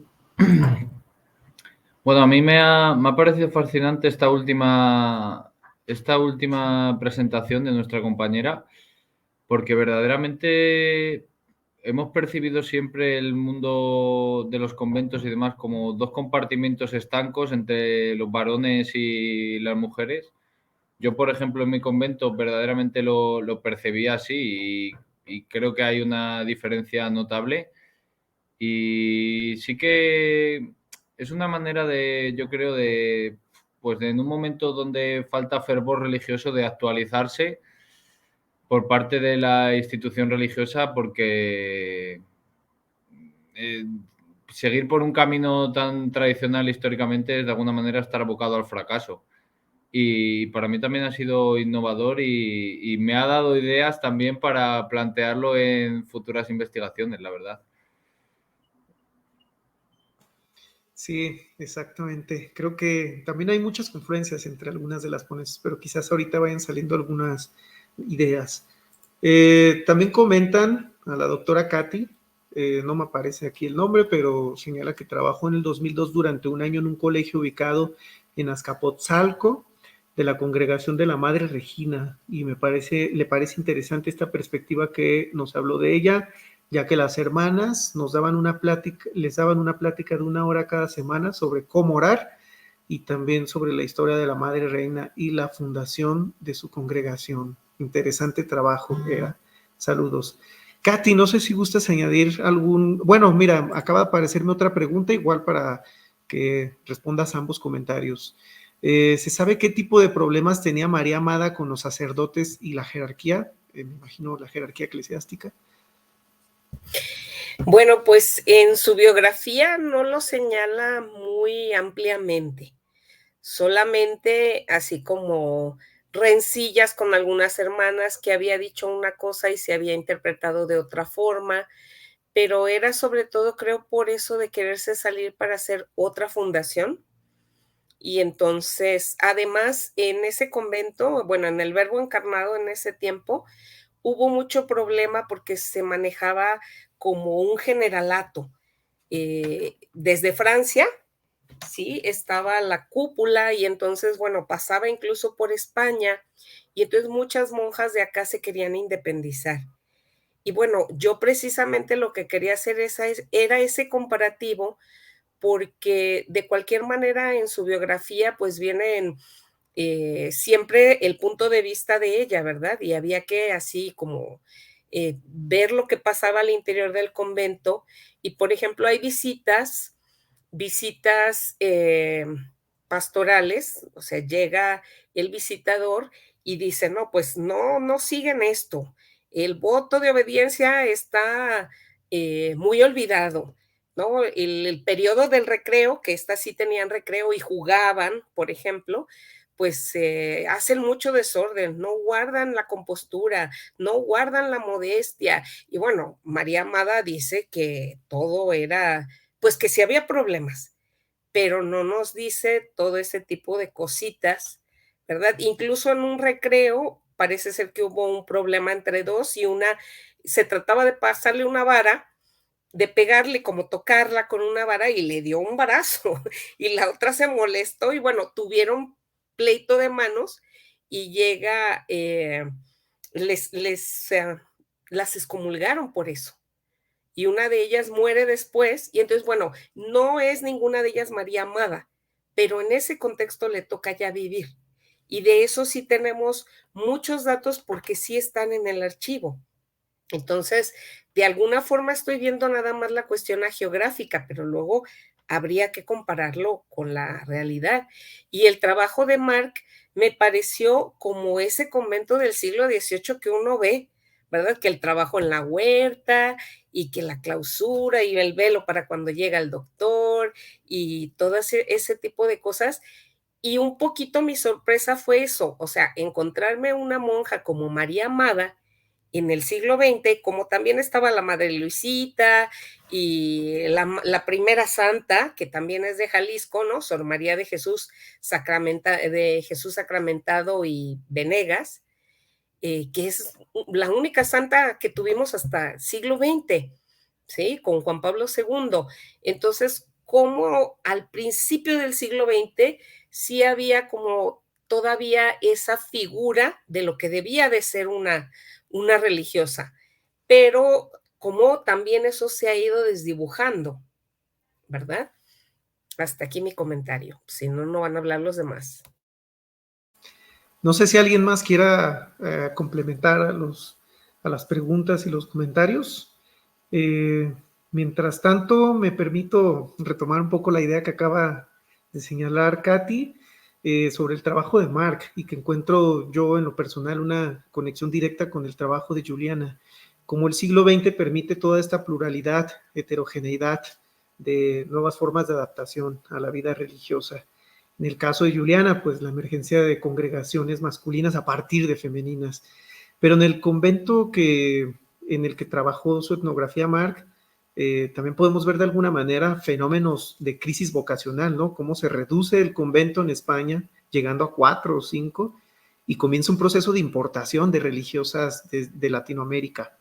Entonces también como uno de estos fenómenos que todavía a la fecha creo que siguen repercutiendo incesantemente sobre las comunidades religiosas, ¿no? Que si bien no están en un proceso de extinción, porque hay definitivamente muchísimos conventos numerosos, comunidades grandes todavía considerablemente, no obstante, todo el mundo reconoce una especie de crisis vocacional y hasta procesos de intercongregacionalidad, ¿no? Fusión de congregaciones, muy a pesar de los carismas constitutivos y otros elementos, como también el siglo XX permite todos estos fenómenos.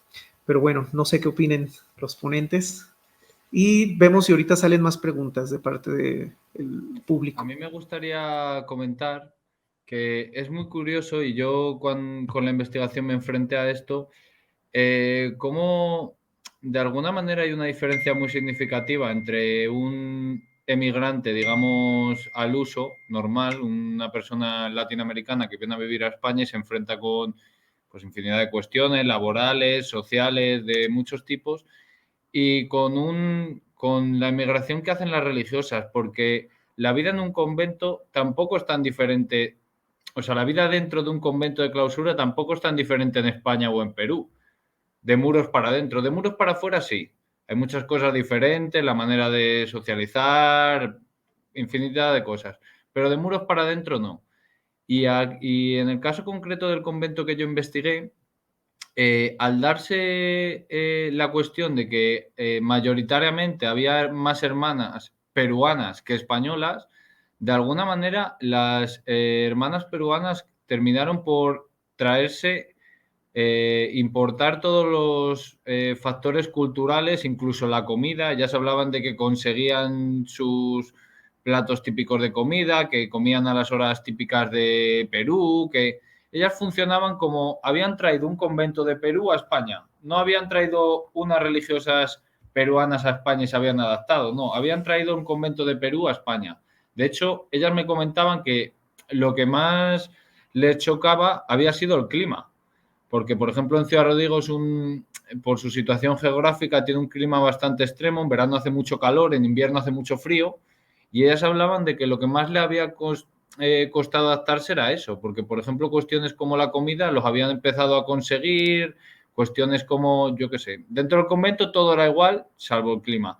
Y entonces es muy curioso cómo esos procesos de cohesión cultural entre unas tradiciones y otras, al final se rigen por términos prácticos y pues eso, hay 2 monjas únicamente de 85 años españolas, hay 12 monjas peruanas y al final viven como vivían en Perú. Puedo só acrescentar uma coisa que pensei? Também na questão latino-americana, né? Congregações em la América Latina e congregações europeias. Como é importante para as congregações a atuação na América Latina, né? Como essas congregações na América Latina são importantes e, inclusive, ainda uma dominação europeia, né? Por exemplo, na congregação que eu estudei, para ser a superiora geral da congregação, depois de muito tempo, uma irmã latina fez parte. Então, a gente ainda tem muitas questões dentro da congregação, né, que ainda colocam um domínio de alguma forma europeu, como eu falei, ainda hierárquico em relação à mulher, né? A tradição, ela se movimenta, a gente teve muita abertura com o concílio, com as conferências, mas, ao mesmo tempo, a gente ainda tem muitas questões ligadas à raça, ao gênero, né, e que ainda estão presentes aí, né, na vida religiosa, nas congregações, que ainda a gente percebe desigualdades, né, de alguma forma aí na estrutura. Então... Sí, muchas gracias. Y ahora que señalas esta interacción entre congregaciones latinoamericanas y europeas, puede apreciarse como en un análisis de largo aliento, cómo se invierte también el papel intercontinental, sobre todo porque pues originalmente eran estas congregaciones francesas, ¿no? Como Juliana nos mostraban esta representación fotográfica de un viaje, de un arribo de congregaciones europeas a, me imagino, América Latina, y cómo finalmente esto se invierte también, como señalaba ahorita Mark, ahora son las congregaciones latinoamericanas las que llegan y se instalan y de alguna manera se apropian de Europa, ¿no? Es decir, no se adaptan del todo, sino que más bien mantienen sus continuidades originarias. Y este fenómeno también me lleva a otra reflexión, que cuando uno se acerca a estos fenómenos dentro de congregaciones latinoamericanas, se da cuenta que también dentro de Latinoamérica hay procesos de migración, emigración, inmigración, en el contexto no solo internacional, es decir, entre países latinoamericanos de habla hispana, por ejemplo, sino que también dentro de comunidades locales. Es decir, ayer en la mesa ayer Lucía Esquivel señalaba que las mismas hermanas viajaban ya no solo por las metrópolis, sino que también migraban hacia los puntos más recónditos del país, sierras, comunidades indígenas. Es decir, conquistan muchos más terrenos eventualmente de acuerdo a los contextos. Bueno, No sé si alguien más quiere agregar, me parece que hay más comentarios. También solicitan el correo de Jocelyn. No sé si quisieran a través de las redes sociales compartirnos dónde podemos localizar sus trabajos, también para el público. A mí en lo personal me interesaría mucho leer los trabajos de todas lo que tienen ya publicado, o en el caso de Juliana, que nos presentó aquí una obra ya en proceso de terminación, me parece, con el capitulado y todo. También si podemos conseguirlo en algún lado, descargarlo, comprarlo, sería magnífico. Y para Jocelyn, hay una pregunta. ¿Se sabe si las mujeres de tu estudio tenían algún santo o santa de su preferencia? Lo que yo pude encontrar, bueno, en mi exploración para los años de fines del siglo, es que la Virgen de la Soledad era, digamos, la preferida de las mujeres dedicadas a la prostitución. ¿Existen exvotos dedicados a esta advocación? Bueno, yo en lo que encontré de exvotos de prostitutas, sí, efectivamente, la mayoría se encomiendan a la Virgen de la Soledad. Bueno, de exvotos en realidad de prostitutas no hay tantos, hay algunos, no encontré muchos, pero sí yo sé que también las prostitutas, su virgen es la Virgen de la Soledad, además obviamente de la Virgen de la Merced, por obvias razones, pero nada más, también al niño de Atocha también encontré que se encomiendan mucho, pero como que la que más se encomiendan es a la Virgen de la Soledad, efectivamente. Exvotos dedicados hacia la Virgen de la Soledad, yo, dentro de los estudios que he hecho de exvotos, realmente no he encontrado muchas hacia la Virgen de la Soledad. Creo que solamente uno que mostré aquí en esta ponencia, y haciendo memoria, creo que solamente he visto 2. Realmente no he visto muchos hacia la Virgen de la Soledad. Muchas gracias. Pues ya estamos sobre el tiempo. Tenemos muy pocos minutos. Si alguien gusta agregar alguna otra reflexión o comentario, adelante. Y a mí simplemente me queda por comentar que, pues nada, que ha sido un placer este primer congreso y que ojalá nos veamos las caras en congresos posteriores, ¿no? En más ediciones. Que siempre es muy interesante debatir y compartir este tipo de investigaciones a las que llegamos cada uno en nuestra vida particular. Definitivamente, totalmente de acuerdo. Creo que este es el espacio, pues, que inaugura ese porvenir, ¿no? Pues agradecemos muchísimo a las ponentes y el ponente de esta mesa. Invitamos al público a seguirnos en la siguiente transmisión, que está a punto de comenzar, ahorita a las 12, y que nos toca la mesa. Felipe, ¿cuál es la mesa? Perdón. ¿Puedes decirnos el título? Es la presentación del libro, ¿verdad? Es una presentación editorial, así es. Sí. ¿Podrías compartirnos el título?